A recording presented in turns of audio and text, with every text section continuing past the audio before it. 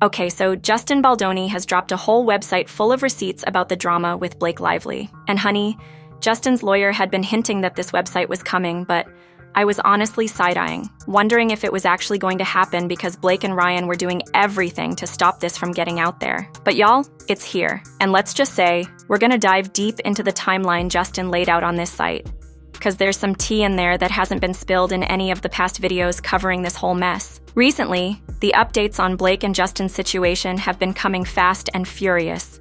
It's not just the website drop, Blake's legal team has been busy too. We've learned that both Blake and Justin's lawyers are getting ready for their big court showdown, set for March 9th, 2026. On February 3rd, 2025, their lawyers had their first face-off in court over Blake's lawsuit against Justin, accusing him of harassment and defamation during It Ends With Us. The judge told both teams to zip it with public statements that could mess with potential jurors' minds. Before that even happened, we found out Blake and Ryan were trying to get a gag order to shut down Justin's attorney, Brian Freeman, from spilling the tea on the case. But of course, Justin's team wasn't having it, saying Blake brought all this drama to the public herself.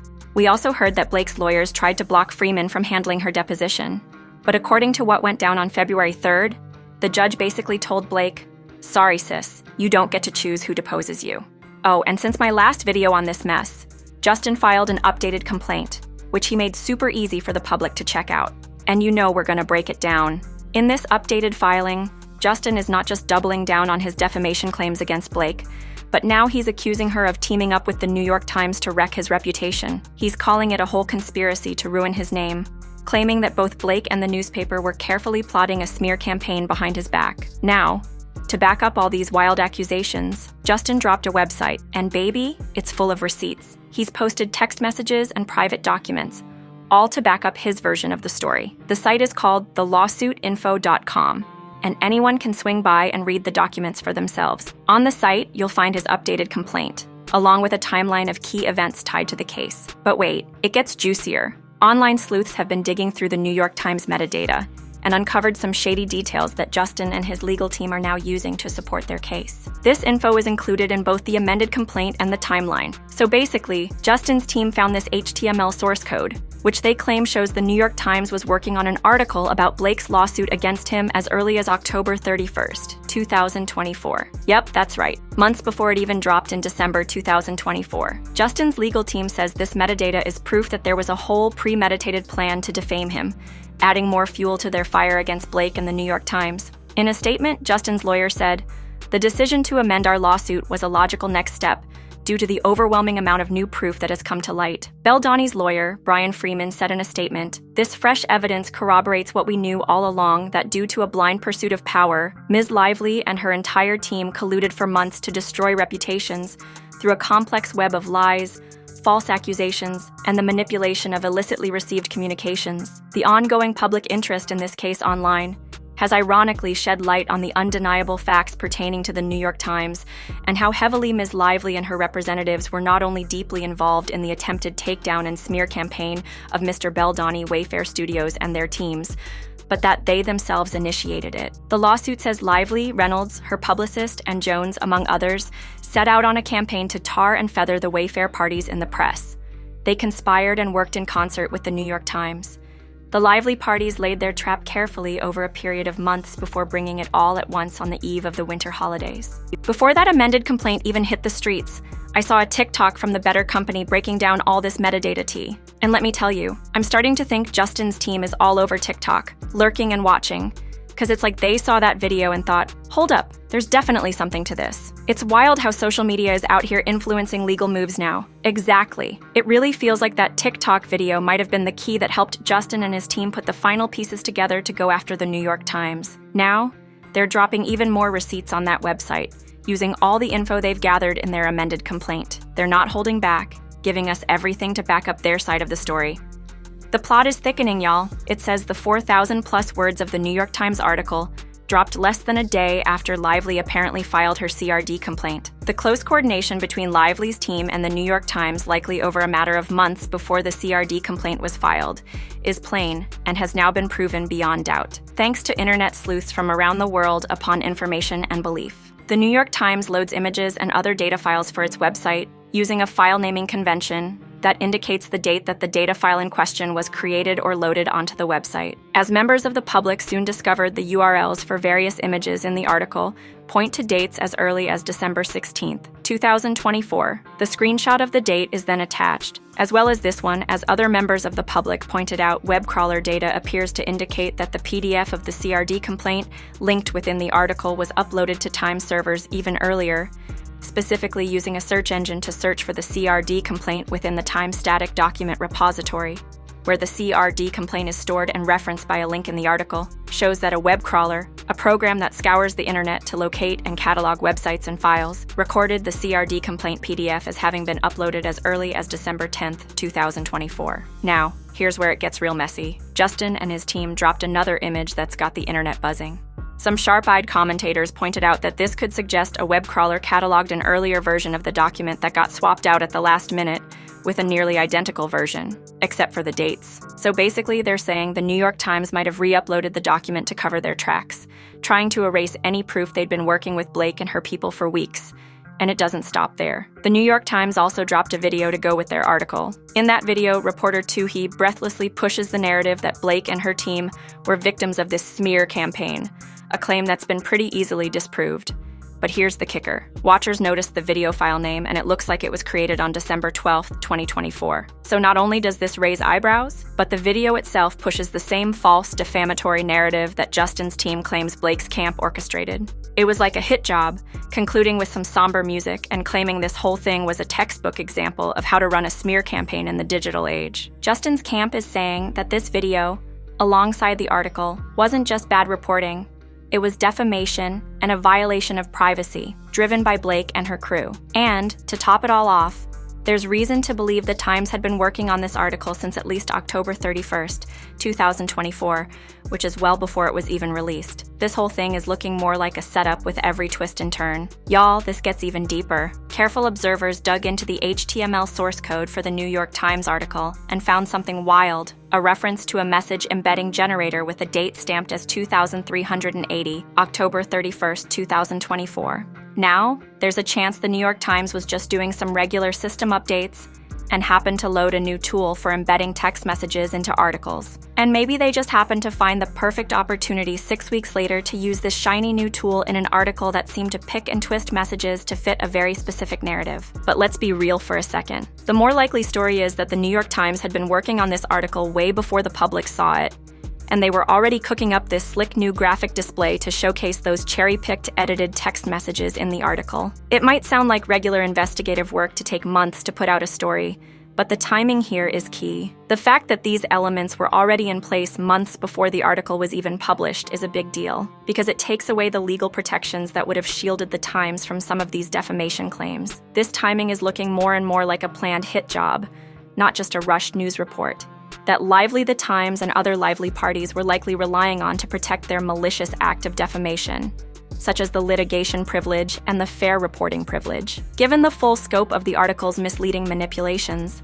it's unsurprising that they would feel the need to attempt to erect protection against suit. Yep, that's exactly what they're implying. The New York Times had this story in the works for a minute now, with all the shady timing to back it up. Meanwhile, Justin's website is full of text receipts that are pulling back the curtain on his side of the story. In those texts, it's clear that Justin was already talking with his team about how he wasn't feeling the way Blake was being portrayed in the press when It Ends With Us dropped. He was on a mission to make sure that whatever was being said about her wasn't on his watch, especially when it came to the negative narratives being pushed about her. So it's looking like Justin was trying to protect her image, while this whole media storm was brewing behind the scenes. Definitely a twist in the whole story.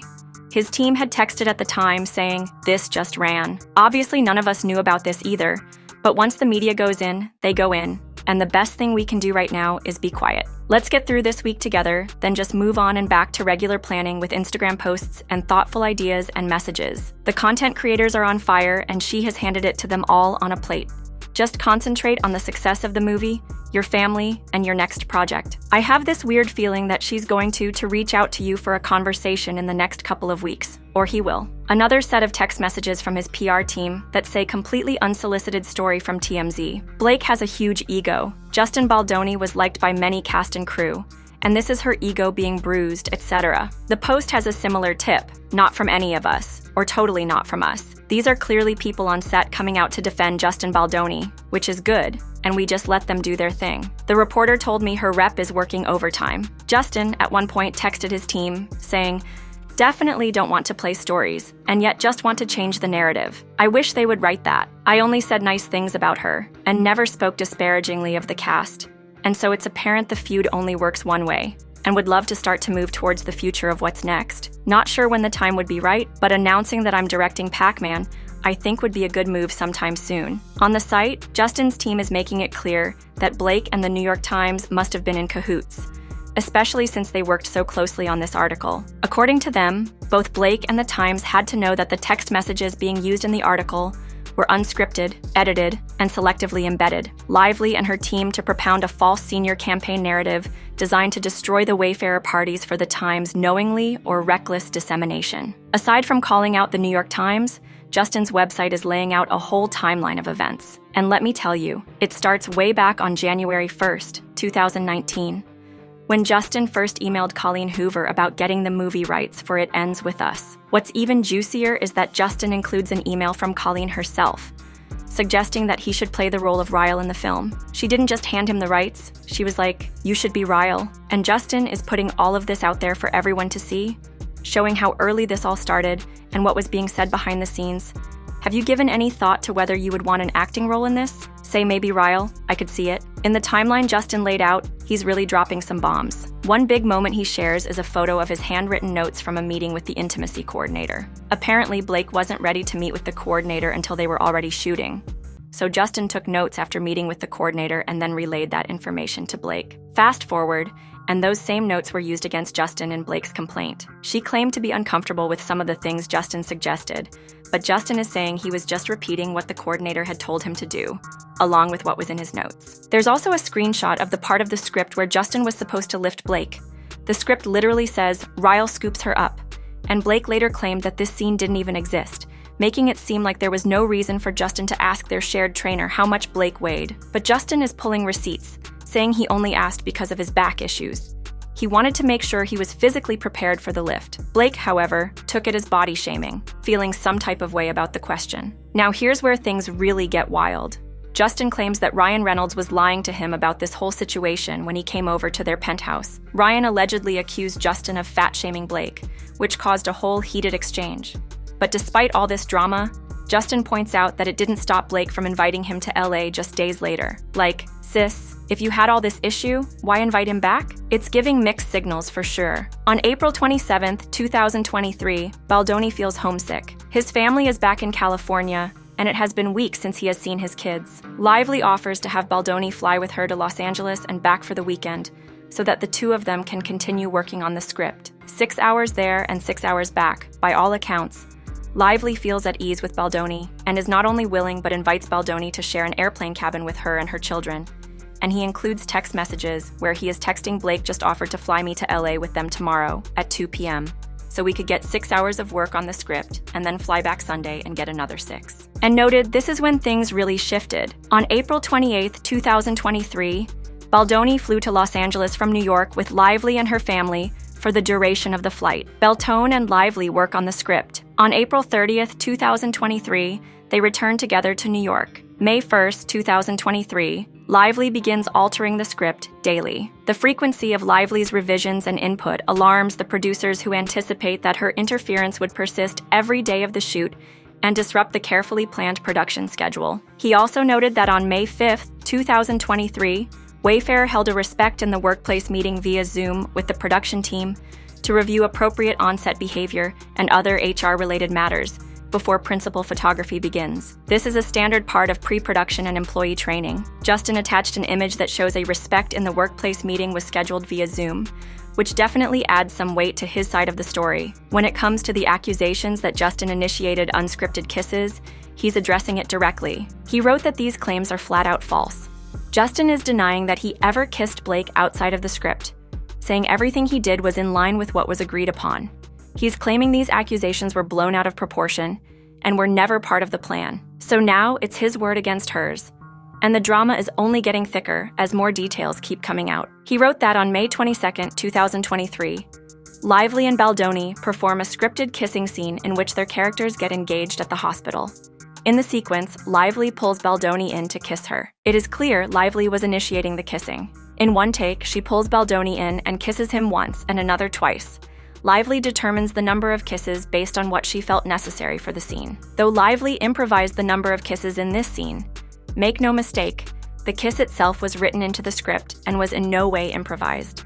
Contrary to Lively's card complaint, there was no inappropriate improvised kissing on set. Any improvisation was made by Lively herself. Note, no intimacy coordinator was present on set for this day, as is standard when two professional actors with over 3 decades of combined working experience perform a scene in which only kissing is involved and no other intimacy, nudity, or stimulation is required. Furthermore, during preparations, Lively and her attorneys did not indicate in her nudity rider that she wanted an intimacy coordinator present for scenes involving only kissing. Instead, in line with industry practice, focused solely on bringing one on for the stimulated and nudity scenes. Oh, honey, let's get into it. So, he spilled the tea about that birth scene, where Blake was out here complaining, talking about how uncomfortable she was.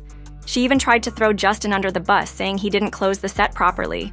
But plot twist, boo, it was actually a closed set. And hold up, he's got receipts. He pulled out the text Blake sent after that day of filming, where she was all sweet talking, saying, "Thank you, I appreciate it. I'm just a ball buster, but it means a lot to me. I care. Great scene, and I always want to deliver. You were terrific. I'm proud of everything we did today, but honestly, every day." Now, when it comes to this whole whose movie did better with the test audience drama, Justin out here claiming Blake hijacked the movie and cut her own version, trying to say that whoever's movie got the higher score in the test audience was the real winner. Honey, the drama's thick. That's the one that the studio could go with Justin's movie, according to the papers that he had included in his timeline. His movie scored 94% with females under 35 and claims that Blake scored 82%. But as she threatened that Colleen Hoover wouldn't promote the movie unless it was her version, the studio ultimately went with Blake's cut, according to Justin. He also attached the screenshot comparison of their scores and also added that Wayfarer and Sony paid for a second official audience test screening of Lively's latest cut. Scores marginally increased across the board, scoring 83% with females under 35, still 11 points short of Baldoni's cut. Now hold up, y'all, because here comes the real mess. We find out Ryan Reynolds, yes, the one and only, got all up in the movie promo game through his company, Maximum Effort. Sony hired them to handle the promo content, but baby, it went downhill fast.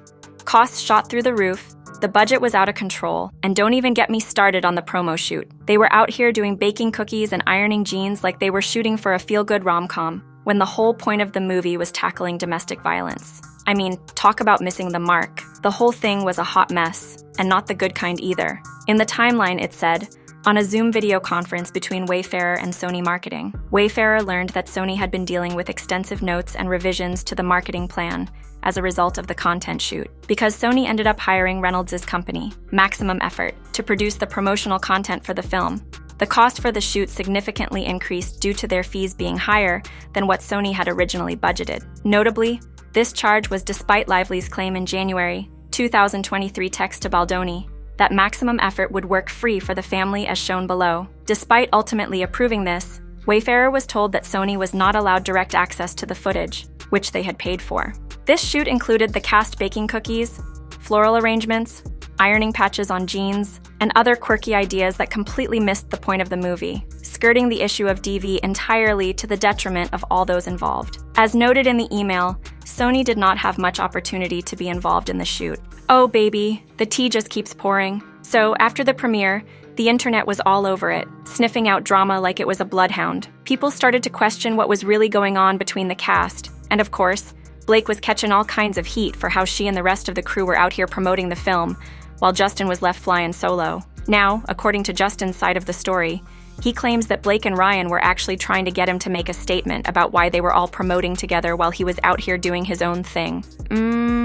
Sounds like someone was trying to stir the pot, and you know we love a little drama. Online said, WME, Abel, and Heath discuss yet another conversation between WME and Reynolds. WME shares that Reynolds and Lively are furious with Wayfarer and Baldoni for positioning them as promoting the film as a Barbie movie while elevating Baldoni to speak on the more serious messaging. Reynolds and Lively purportedly believe Nathan is responsible for this positioning, and demanded that Wayfarer release a statement of contrition, taking accountability for the negative press towards Lively and Reynolds. They warned me that absent compliance, the gloves will come off. In turn, Reynolds tells WME that he would personally draft a statement for Wayfarer to release immediately. Heath and Abel are astounded that Reynolds and Lively blame Baldoni and Wayfarer for their self-inflicted PR nightmare. Heath had consistently communicated that neither Wayfarer, Nathan, nor anyone on their team was manipulating the internet using bots or seeding stories about Lively's or Reynolds' character. All press stories were organic and directly resulted from Lively's own tone-deaf marketing approach. Two WME executives, Heath and Abel, participated in a call to review the statement drafted by Lively and Reynolds on behalf of Baldoni, Heath, and Wayfarer. WME concurs with Wayfarer that the statement was vague, implies culpability without substance, and fails to address the issues at hand. Furthermore, if the goal was to mitigate negative online attention directed at Lively, the statement would have the opposite effect.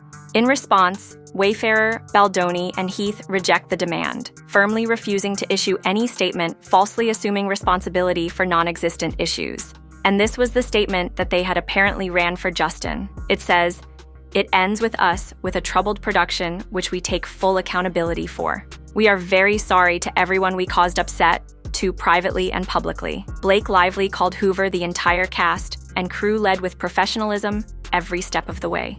Any negativity aimed at them is ours to own. We mutually agreed that the cast would be promoting the film separately and understood why. We have always said we are not perfect, and even if unintentionally make mistakes, we will always own them. We hold ourselves accountable. It's not anyone's job but ours, and that's part of being man enough. We will practice what we preach.